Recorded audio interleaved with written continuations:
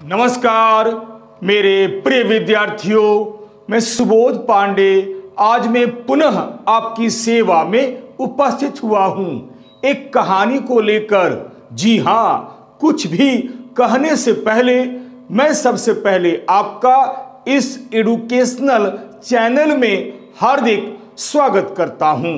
आज मैं आपके समक्ष आधुनिक काल के सर्वाधिक लोकप्रिय कथाकार उपन्यासकार श्री कृष्णचंद्र द्वारा रचित जामुन का पेड़ कहानी को लेकर उपस्थित हुआ हूं। आपको याद दिला दूं कि श्री कृष्णचंद्र द्वारा रचित जामुन का पेड़ कहानी को एक वीडियो के रूप में मैंने 2 भागों में बांटा है। प्रथम भाग में यानी पार्ट 1 में मैं केवल जामुन का पेड़ कहानी के रचयिता श्री कृष्णचंद्र जी का सामान्य परिचय देना चाहता हूं।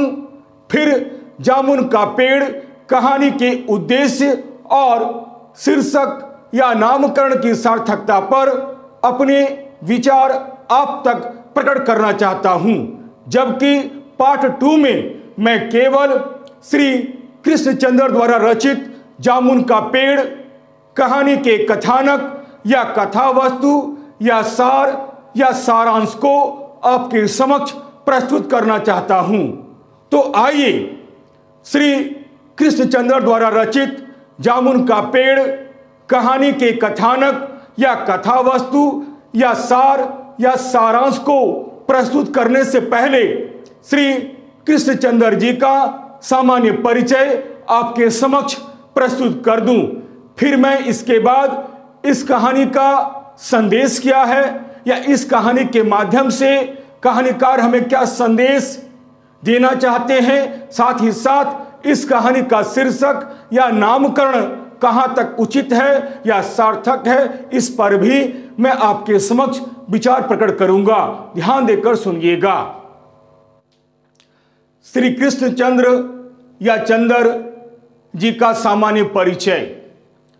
श्री कृष्णचंद्र या चंद्र आम जनता में बोली और समझी जाने वाली भाषा और उनकी वेदनाओं को समझने वाले एक सफल साहित्यकार हैं।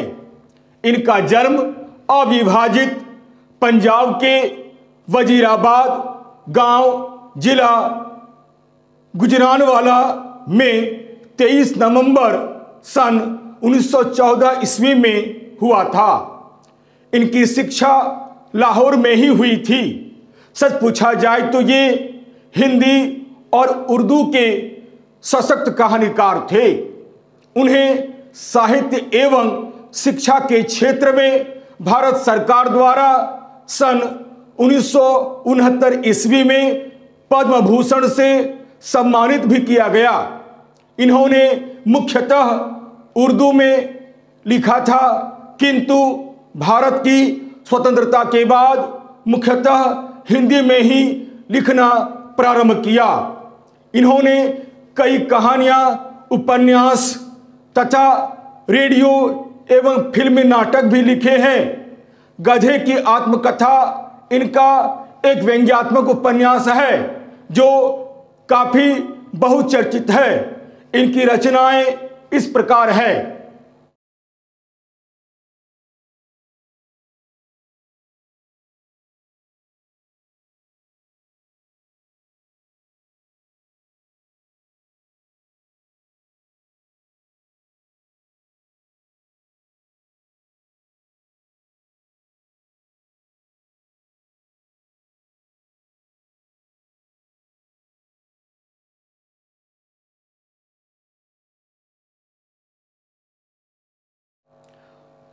उपन्यास। एक गधे की आत्मकथा। एक वायलिन समुंदर के किनारे, एक गधा नेफा में, तूफान की कलियां, कार्निवाल, एक गधे की वापसी, गद्दार, सपनों का कैदी, सफेद फूल, यादों के चिनार, मिट्टी के सनम, रेत का महल, शिकस्त, जरा गांव की रानी, सड़क वापस जाती है, आसमान रोशन है, अन्नदाता, 52 पत्ते, कागज की नाव, मेरी यादों के किनारे आदि उपन्यास इनकी उल्लेखनीय कृतियां हैं।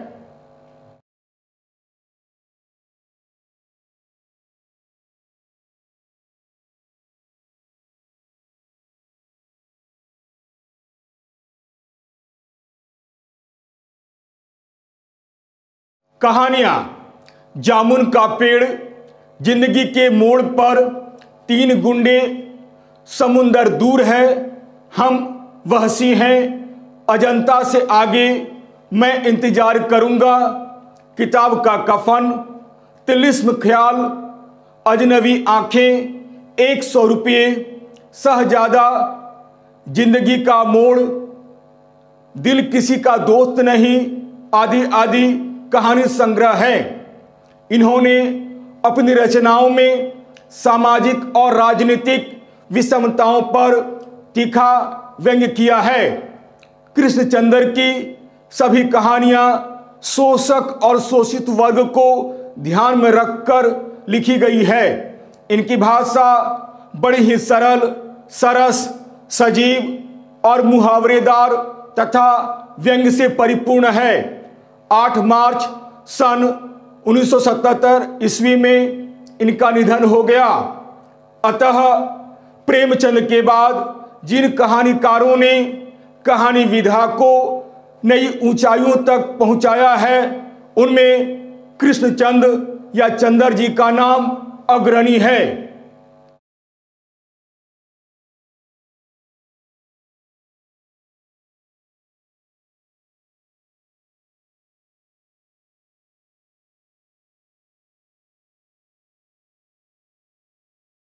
तो आइए अब मैं आपके समक्ष श्री कृष्णचंद्र या चंद्र जी का सामान्य परिचय देने के बाद अब मैं उनके द्वारा रचित जामुन का पेड़ कहानी के उद्देश्य को आपके समक्ष प्रस्तुत करना चाहता हूं।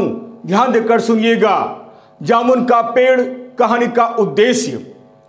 श्री कृष्णचंद्र या चंद्र सामान्य जनता में बोली व समझी जाने वाली भाषा और उनकी वेदनाओं को समझने वाले एक सफल साहित्यकार हैं। जामुन का पेड़ इनकी एक प्रसिद्ध कहानी है। यह उनकी सर्वाधिक लोकप्रिय कहानियों में से एक कहानी है। यह एक व्यंग्य प्रधान कहानी है। कहने का अर्थ यह है कि जामुन का पेड़ इनकी सरकारी व लाल फीताशाही पर करारा व्यंग्य है। एक छोटा सा निर्णय लेने में किस प्रकार घंटों लग जाते हैं तथा उसकी कितनी बड़ी कीमत चुकानी पड़ती है, अर्थात कैसे एक शायर तूफान के दौरान सचिवालय के लॉन में खड़े एक जामुन के पेड़ के नीचे दब जाता है और तमाम लोगों के बीच किस प्रकार उसकी दर्दनाक मृत्यु हो जाती है। इस कहानी में इसका मर्मस्पर्शी वर्णन किया गया है।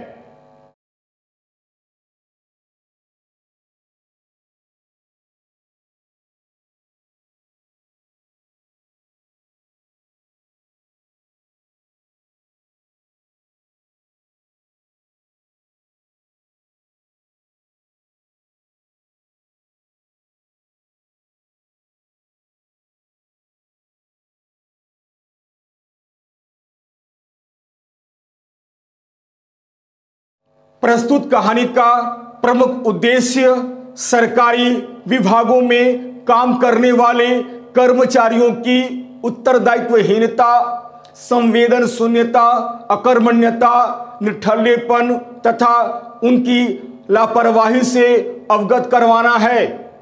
आज आम आदमी समाज में अपनी समस्याओं को लेकर जूझता रहता है, संघर्ष करता रहता है, किंतु सरकारी विभागों द्वारा उस पर समयानुसार फैसला नहीं लिया जाता है। मामला एक विभाग से दूसरे विभाग तक चलता रहता है। सरकारी विभाग में कामकाज करने वाले लोग आम आदमियों की परेशानियों, दुखों, तकलीफों की बिल्कुल चिंता नहीं करते हैं, जिनसे आम आदमियों को बड़ी परेशानी होती है। हर आदमी अपनी जिम्मेदारियों से मुक्त होना चाहता है। सरकारी कर्मचारी तथा अधिकारी वर्ग के लोग अपने कर्तव्यों को भूलकर एक दूसरे के माथे मढ़ कर अपनी जिम्मेदारियों से बचते रहते हैं और समय बर्बाद करते रहते हैं।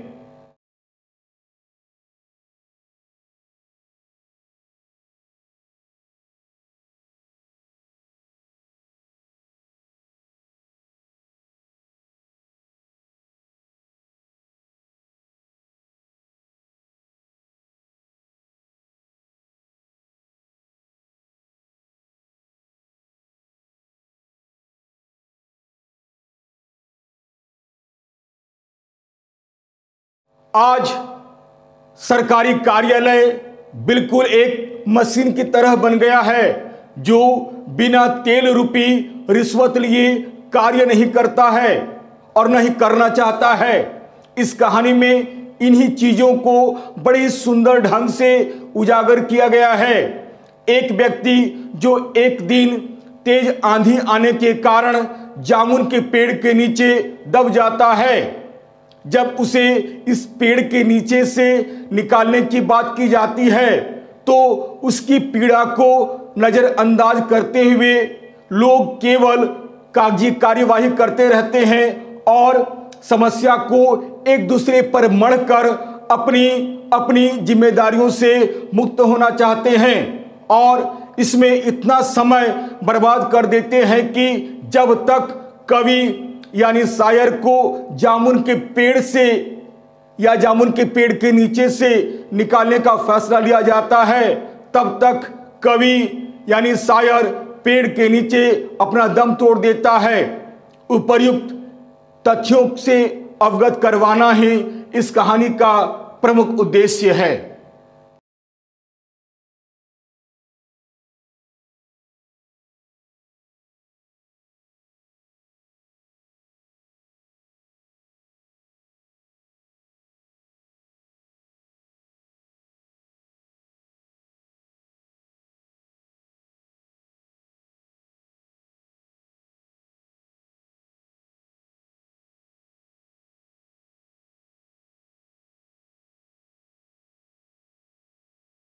आइए अब मैं श्री कृष्णचंद्र द्वारा रचित जामुन का पेड़ कहानी के उद्देश्य को बताने के बाद अब मैं इस कहानी के शीर्षक या नामकरण की सार्थकता पर भी मैं अपने विचार को आपके समक्ष प्रकट कर रहा हूं।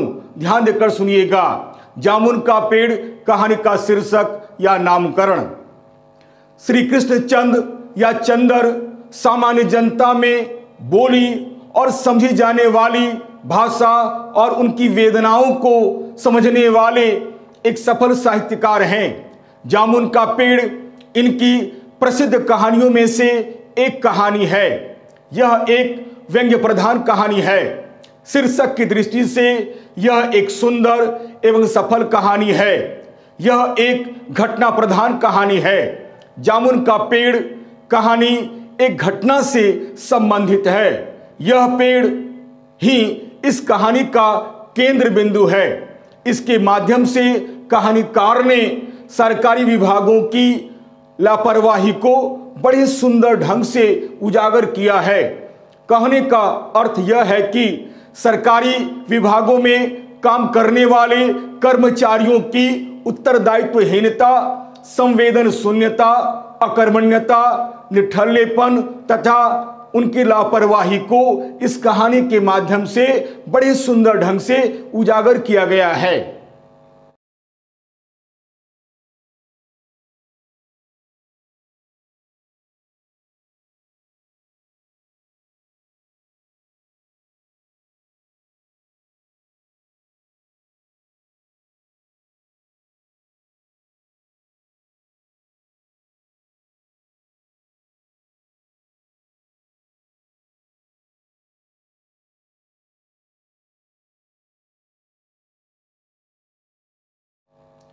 एक दिन एक आदमी तेज आंधी आने के कारण सेक्रेटेरिएट के लॉन में एक जामुन के पेड़ के नीचे दब जाता है।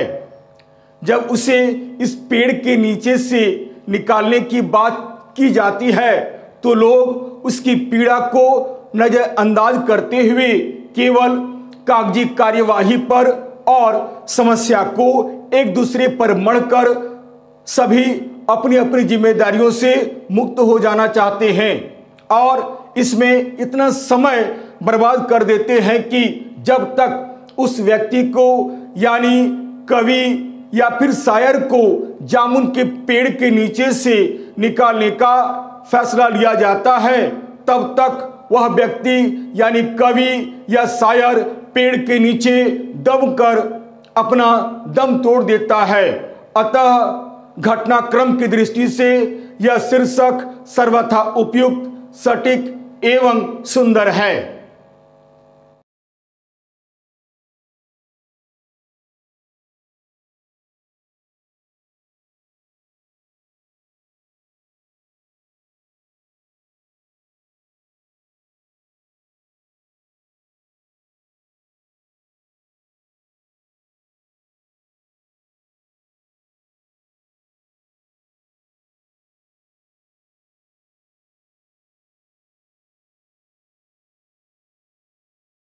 यदि आपको यह वीडियो अच्छा लगता है तो इसे लाइक अवश्य करें।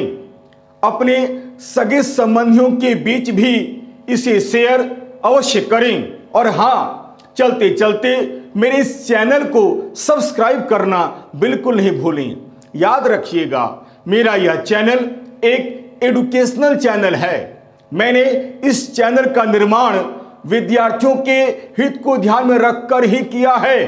अतः लाइक, शेयर और सब्सक्राइब करना बिल्कुल नहीं भूलें। हाँ, मेरे इस वीडियो में यदि कहीं आपको किसी तरह की त्रुटि नजर आती है तो सप्रमाण कमेंट्स अवश्य करें ताकि अगले वीडियो में मैं उन त्रुटियों का सुधार कर सकूं और आपके समक्ष एक बहुत ही सुंदर, बेहतर और छात्रोपयोगी वीडियो बनाकर प्रस्तुत कर सकूं। तब तक के लिए नमस्कार, धन्यवाद।